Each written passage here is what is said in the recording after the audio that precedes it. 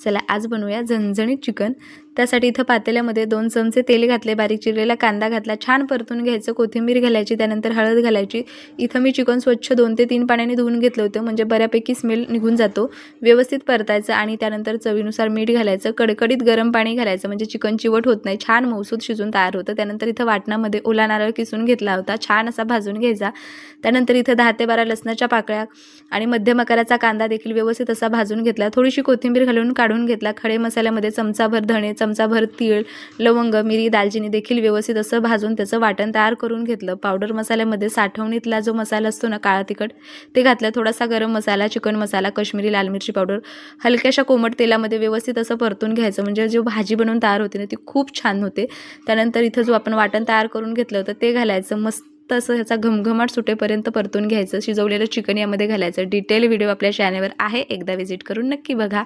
मस्त आपलं चिकन तयार।